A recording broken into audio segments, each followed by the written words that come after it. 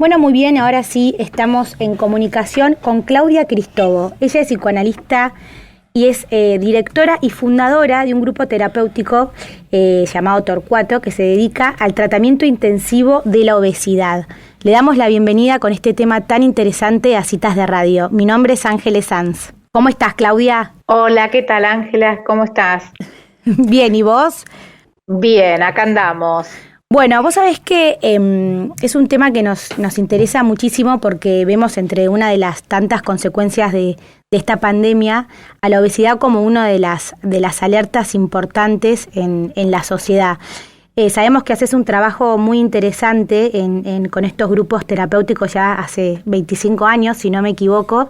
Así que sí, tal cual. Sí. Teníamos muchas ganas de darte voz y un espacio para hablar de esto que es una enfermedad que nos ocupa a todos, ¿no? Así que me gustaría empezar definiendo qué es para vos la obesidad. Mira, la obesidad es una enfermedad que la verdad que lleva muchos años de definición y redefiniciones, porque en un momento se hablaba como una tendencia de determinadas personas a desarrollar sobrepeso como signo visible. Y si bien hay una carga genética y una historia, digamos, metabólica marcada justamente por la carga, digamos, de los genes y que esto viene por un atravesamiento familiar, por supuesto que está muy condicionada por lo ambiental. Por lo tanto, digamos que la obesidad es una enfermedad que, si bien tiene que tener un germen biológico para que esto se pueda desarrollar, digamos, el estilo de vida, la manera del sedentarismo, los hábitos alimentarios que fueron cambiando y a un ritmo muy vertiginoso, produce que una persona no solamente, digamos, tenga sobrepeso, sino también tenga un estilo de vida que conduzca a la obesidad, ¿sí? Porque esto no se da solamente en un cuerpo biológico, sino en un estado mental donde una persona empieza, en principio, comiendo en forma desordenada, ganando peso, pudiendo empezar a limitar su movimiento por varias cosas, en principio porque está sedentario, pero también porque está más pesado, entonces aparece el desgano, aparece la bulia, y esto vuelve a generar, ¿sí?, circunstancias de insatisfacción personal. Las circunstancias de insatisfacción personal vuelven a poner a una persona en un vínculo de satisfacción excesiva con la comida, y ahí empieza a producirse todo un círculo vicioso que se va repitiendo, ¿sí? Obviamente que siempre la pregunta es cuál es la influencia más importante, si es lo genético y lo metabólico o lo conductual y lo ambiental. Y bueno, y hoy se sabe que es en un interjuego, digamos, complementario, ¿sí? Porque también lo ambiental, lo conductual o el estilo de vida saludable logra cambiar el campo genético, ¿sí?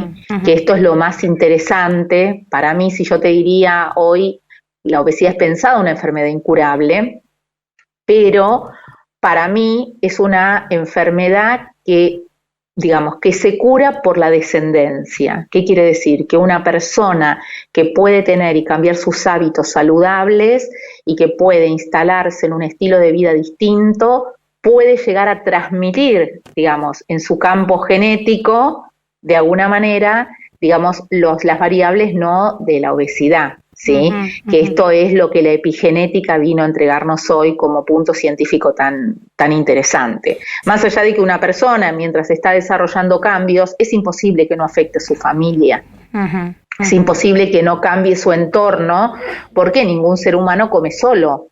Digamos, tendrá momentos, digamos, conductuales de desorden, de comer solo y engordar solitariamente, de alguna manera, como pasa con los atracones o como pasa por las personas que cuando se desordenan comen en soledad. Pero el orden sí va a ser en una mesa, digamos, familiar, ¿no?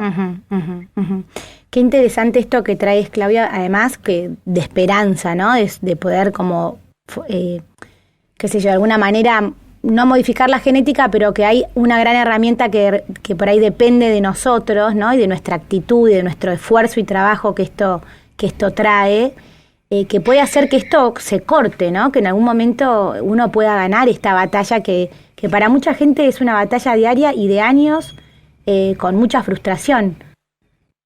Lo que pasa que en realidad la obesidad en un momento, cuando yo empecé a trabajar hace 25 años, era otro tipo de los pacientes que asistían, digamos, era otra la gente que demandaba, era el obeso el niño obeso, que venía de padres obesos, con una carga, digamos, conductual y genética muy importante.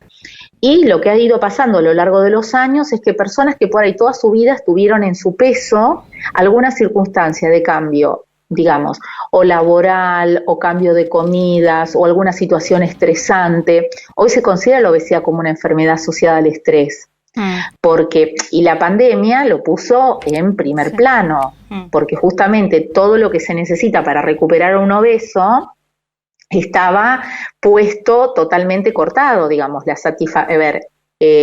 el aislamiento, el no poder tener una vida social. Nosotros, el primer punto del tratamiento es que un paciente deje de vincularse solo con la comida para tener otros intereses.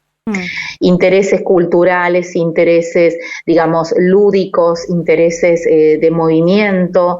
Todo eso, al estar cortado de alguna manera y poner a las personas bajo el lugar, digamos, del encuentro solitario con su grupo íntimo, hizo que también en la casa entrara la comida como un lugar lúdico. O sea, mucha gente se dedicó a cocinar como manera de entretenimiento, como manera de tener tiempo para poder desarrollar. O sea, antes el problema era que la gente no cocinaba y hacía el 30 o 40% de las comidas fuera de su casa. O por delivery, o por restaurante, o por comprar comida hecha. Y lo que pasa con esos alimentos que están elaborados es que uno nunca sabe, qué cosas están invisibles, ¿sí? ¿Qué quiere decir? No es lo mismo que alguien cocine y sepa cuál ingrediente se utilizó, que la manera de convertir ese producto o ese alimento, ¿sí? O ese nutriente en algo que es multiplicador y que y que no se sabe bien qué es lo que se está consumiendo. En algún punto, previo a la pandemia, el punto de mayor dificultad era la falta de tiempo de cocinarse. Hoy es que la gente dedica mucho tiempo a la cocina, o que las salidas quedaron limitadas, el movimiento también, y bueno, poner de vuelta en marcha todo esto va a llevar un tiempo, ¿sí? Ahora, Claudia, cuando uno habla de obeso o de obesidad, inevitablemente viene a la mente de uno como la foto de esa persona que quedó postrada para siempre con 80 kilos en su casa, ¿no? Que alguna vez alguna revista desafortunada ha presentado como novedad, ¿no?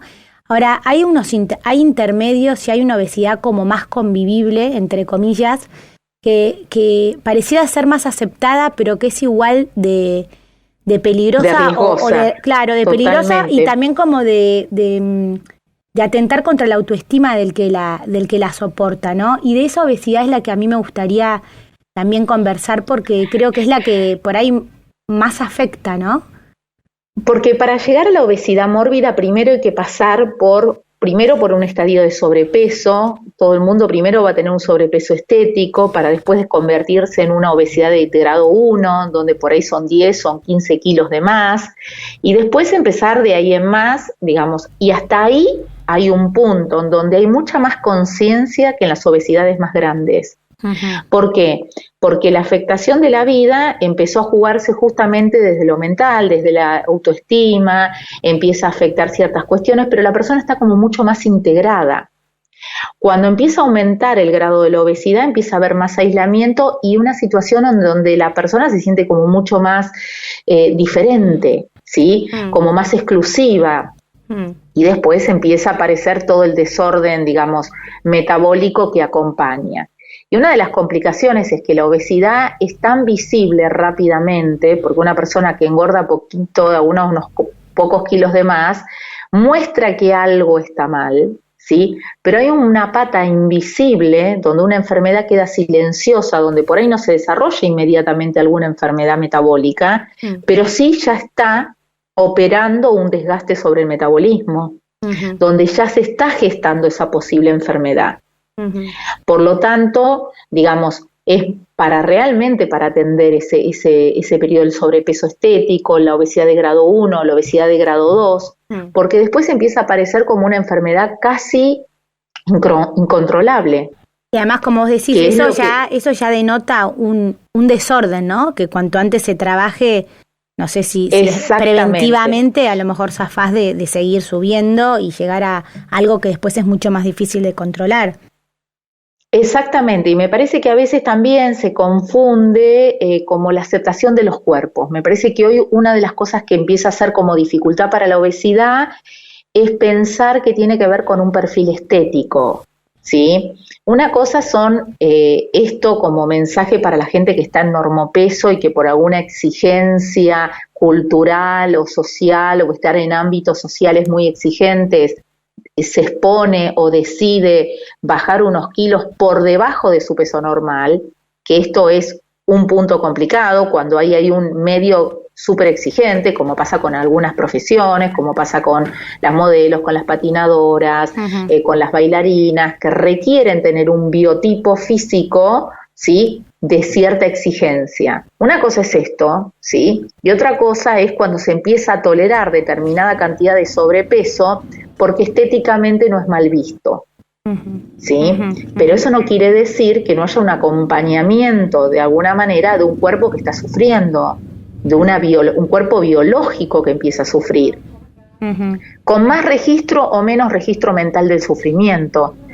Para poder empezar a hacer un proceso de cambio, tiene que haber un registro psíquico de sufrimiento. Claro. Entonces, hay gente que convive con la obesidad o con con la obesidad o con el sobrepeso de una manera como rasgo característico de su persona, digamos. Como sí, el gordo del grupo, digamos, ¿no? El que le da la identidad. Exactamente, el gordo del grupo, o el gordito, o el grandote, ¿sí?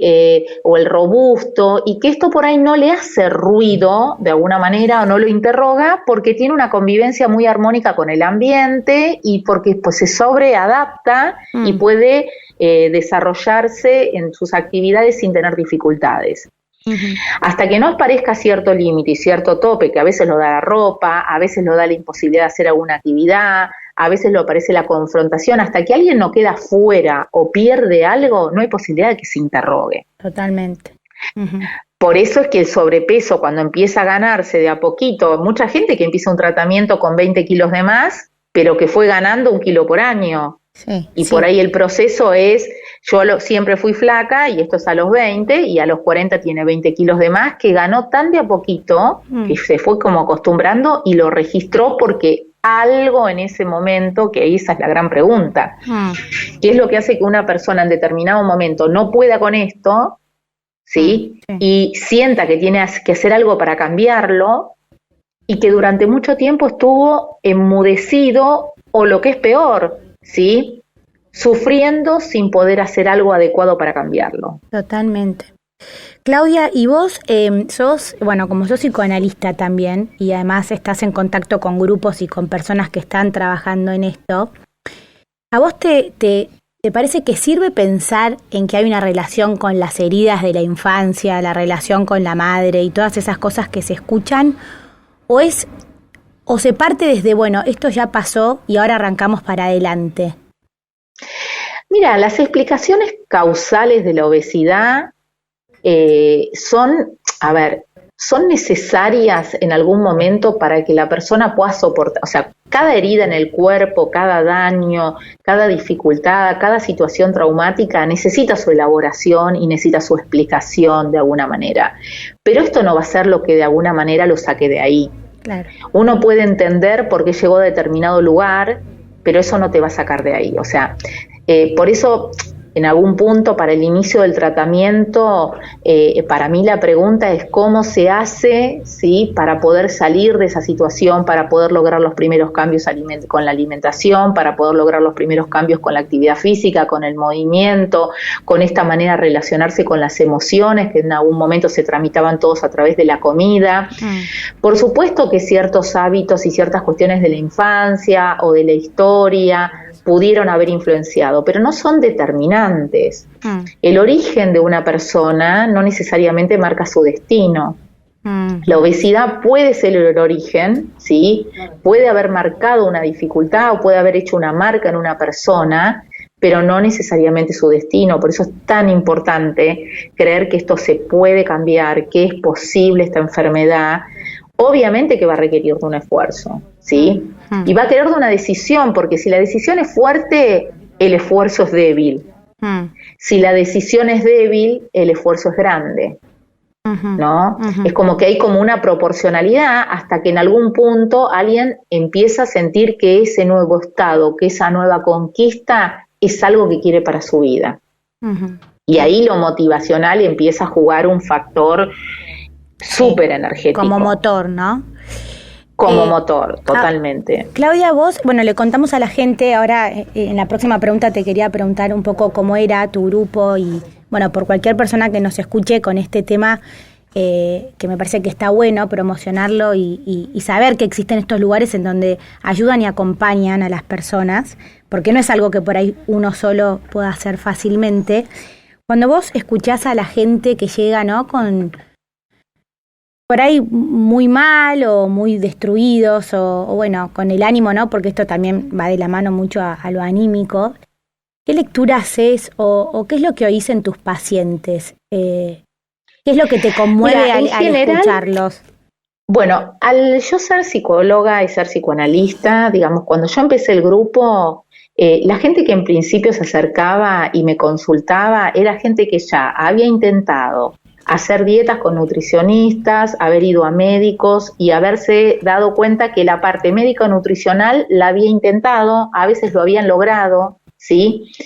Pero que algo pasaba en el largo plazo. Algunos cambios no habían sido hechos, ¿sí? Hay una frase que hoy está como muy popularizada porque lo puso de vuelta en tope esto, la cirugía bariátrica, cuando los pacientes dicen, bueno, te operan el cuerpo pero no la cabeza. Entonces, en general lo que venían a buscar los pacientes muchas veces es la explicación, esto que vos traías, causal, ¿sí? Como descubriendo la causa de lo que llevaba al desorden o a la obesidad, ¿sí? Desactivada la causa, esto se iba a regular solo. Y esto en general pasa por aquellas personas que, por ejemplo, la gente que está en normopeso muchas veces cuando se va de vacaciones cambió su ritmo, cambió su calidad de alimentación, engorda unos kilos, vuelve a su vida, digamos, a su rutina, habitual, sí, a su rutina, y esto se vuelve a ordenar. Pero esto pasa en las personas que realmente no tienen un problema con la comida o no tienen un problema con la obesidad. La gente que se acerca y me consulta es gente que pide ayuda, que siente que no puede solo, que esto es fundamental, y donde nosotros ahí le decimos, bueno, mientras vos no podés cuidarte, está el grupo para acompañarte. Si vos no sabés cuidarte, nosotros te ayudamos y te cuidamos, digamos, brindándote los recursos que necesitas. Por eso tiene que haber una persona predispuesta, primero sostener, obviamente que el paciente va a ir recobrando cada vez una capacidad y un poder que al principio es pequeño y después el mejor beneficio de la cura es el fortalecimiento de las capacidades. Una persona entra sintiendo que no puede un montón de cosas, para después sentir que puede con un montón de aquellas cosas que no podía, no solamente la alimentación, sino la actividad física, solucionar cosas que antes no se hubiera solucionado, identificar cuestiones emocionales, problemas, sensaciones, emociones, que a ver si come porque está aburrido, si come porque está angustiado, si tuvo una discusión, fue y comió, si de repente, bueno, todas estas cosas es que el se registro, empiezan a identificar, ¿no? Exactamente, el registro emocional, ¿sí? Nutrición trabaja con un registro de comidas. Bueno, esto es una parte observable, pero el registro emocional y el timing de eso, de saber los tiempos, las intensidades, el tratamiento es una regulación de intensidades en relación al alimento y en las emociones. Y cuando esa persona empieza a ser dueña de esa perilla de alguna manera, yo digo, esto es como si fuera el volumen de un dispositivo. Y alguien puede saber cuándo puede elevarlo, cuándo puede ponerlo a una, ¿sí? De alguna manera soportable para el psiquismo, cuándo puede reducir y minimizar esa emoción porque siente que esto es mucho. Bueno, ahí es como, de alguna manera, el tratamiento empezó a funcionar. ¿Sí? Es darle de vuelta la capacidad que en algún momento tuvo. Claro. Sí, como volver a manejar su vida, ¿no? Con todo lo que eso involucra, sus decisiones, sus elecciones, su poder decir que no o sí. Exactamente.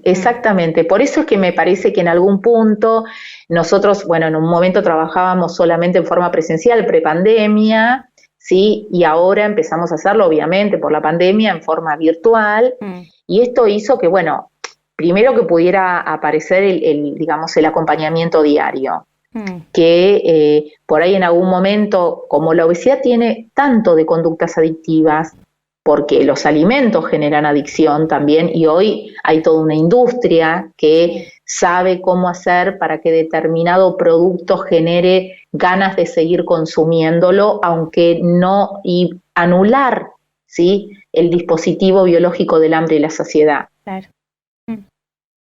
Más toda la asociación mental, toda la asociación cultural que hay con respecto a esto, ¿no? Así que bueno, sí, que un poco en algunos lugares o en alguna, qué sé yo, en las conductas que por ahí trajo esta pandemia o demás, pareciera que hay veces que esto está virando un poco hacia algo más saludable, ¿no? Por lo menos más conciencia y otras alternativas que por ahí antes no estaban tan disponibles. Sí, yo noto que en estos momentos siempre el tema del cuidado y del adelgazamiento fue un tema muy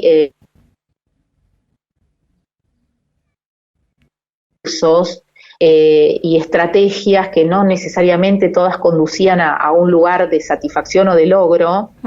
Yo veo que hoy la sociedad, en función de volver a respetar ciertas cuestiones naturales, sí, la tendencia al orgánico, a ver, si bien está de moda, empezó de vuelta la gente, por ahí, gente ser vegetariana o vegana, hay como un interés de vuelta por el cuidado y saber que hay algo que regular y cambios que hacer, y cambios fuertes, con fuertes convicciones, ¿sí? Antes el tratamiento estaba pensado como algo por un tiempo y se terminó. Ahora hay como mucha más conciencia de que los cambios deben ser definitivos y que implican posiciones firmes, claro. A veces cambios drásticos. Yo creo que hoy la gente está mucho más preparada para eso. Porque, bueno, por ahí se escucha, digamos, si bien el ser vegetariano, ser lacto-ovo, con la obesidad y con los comportamientos se manejan algunos alimentos que no generan tanta saciedad, por lo tanto es mucho más difícil para un obeso poner un stop en algo que claro, sí da un valor de saciedad bajo.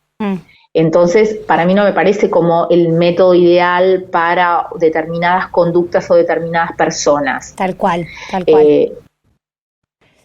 Porque requieren una disciplina, ¿no? Sí, porque no es solamente si te engorda comerte una fuente enorme de lechuga, sino la conducta de poder decir con un plato estoy bien, ¿no? Y trabajar sobre eso. Totalmente, y eso no va a determinar solamente de tu voluntad, porque uno no puede estar todo el tiempo bajo la privacidad, o sea, uno puede decidir y soportar determinado momento, pero no se puede estar en esa sensación de privación todo el tiempo. Claro. La abstinencia y la elección de no hacer es mucho más sencillo en un ambiente, de alguna manera, con cosas que no te enfermen. A ver, qué sé yo, no es lo mismo estar en un grupo donde uno comparte valores, digamos, objetivos comunes, donde es lo que pasa también es claro, el proyecto, el entender las dificultades, el acompañamiento hace que el problema quede dividido por las personas que están, de alguna manera. Totalmente. Las alegrías se multiplican y los problemas se dividen y se restan, por lo tanto es aliviador. Es muy aliviador el dispositivo grupal. Totalmente. Claudia, ¿y tu tratamiento, esta última te hago para cerrar, cuáles son los pilares de tu propuesta? Bueno, en principio creo que lo fundamental es que no entra un paciente que no sienta que hay algo que está mal, primero que es voluntario, ¿sí? nosotros tenemos que sentir que el paciente está realmente decidido a hacer el cambio. Hay muchos pacientes que no son aceptados en la admisión porque están esperando que nosotros hagamos por ellos, ¿sí? Entonces, en principio es la decisión, es evaluar la decisión. Segundo, que esté dispuesto a tomar los recursos y tomar las indicaciones que otra persona les va a ofertar, que es confiar en el equipo. ¿Sí? Hay un montón de tratamientos, hay un montón de posibilidades, pero cada paciente elige cuál, ¿sí? Sí. Cuando nos eligen y somos elegidos y al mismo tiempo hay un consenso, esto posibilita el tratamiento. Y después está todo el trabajo y el enriquecimiento de lo grupal, de alguna manera, del compartir en el grupo y empezar a interrogar cosas que, estando con pacientes que están en distintas etapas, uno interroga cosas que por ahí no se hubiera preguntado si estaba solo. Perfecto. Buenísimo, Claudia. Bueno, la verdad que es una nota muy interesante. Teníamos un montón de otras preguntas porque esto es algo que no es solamente esa persona, sino en el grupo familiar. O sea, es algo que afecta mucho en la diaria y nos parecía importante, hablar con alguien que esté hace tantos años dedicándose a esto, ayudando a tanta gente. Así que desde nuestro lado, muchas gracias. Probablemente te llamemos en otra ocasión para seguir hablando de este tema que es tan importante hoy en nuestra sociedad. Así que muchas gracias por estos minutos.